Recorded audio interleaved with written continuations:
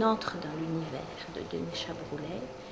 Et sur ce spectacle-là en particulier, le dispositif scénique fait qu'on s'élève dans son univers, on y entre, pas de plein pied. Comme spectatrice, je suis montée oui, dans les hauteurs et je suis allée m'asseoir sur le côté droit par rapport aux musiciens, tout près au premier rang. Sur le côté, en face des musiciens, il y a d'autres spectateurs et en face de moi, j'avais d'autres spectateurs. Donc 3 côtés du carré sont occupés par les spectateurs et ça accentue l'impression de communauté humaine. On se voit, on voit les visages, on voit l'attention, on voit l'émotion des spectateurs et ça c'est quelque chose d'important. Et ça fait vraiment un espace clos, une sorte d'agora, une réunion, je disais une église au sens non religieux, au sens mystique, théâtral.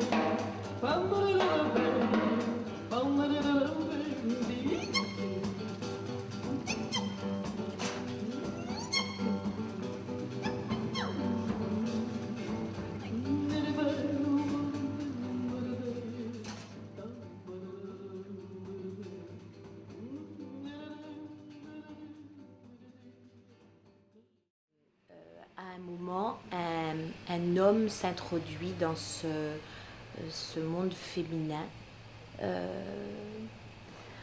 C'est un homme, moi je le voyais enfant, et en même temps c'est un ogre. Rien n'est simple, tout est multifacette, tout est complexe. Et il faut se laisser porter par le déroulement de l'histoire. On reçoit toute l'énergie des musiciens. Moi, j'étais à une des représentations en face des musiciens. Et là, je sentais le vent de l'énergie qui me décoiffait. C'était quelque chose. C'est pareil, cet échange d'énergie. Moi, je ressors regonflée. Et en fait, ce monde devant moi, cette photo en noir et blanc, ce monde en noir et blanc habité, moi c'est mon inconscient. Je voyais développer à mes pieds les luttes. Oui, j'avais l'impression qu'on me parlait de l'intérieur de moi, des forces qui sont au travail à l'intérieur de mon esprit, de mon âme, je sais pas. C'était très impressionnant et ça a été quelque chose d'immédiat et d'évident, immédiatement évident. Donc j'ai regardé ce qui se passait en moi à mes pieds.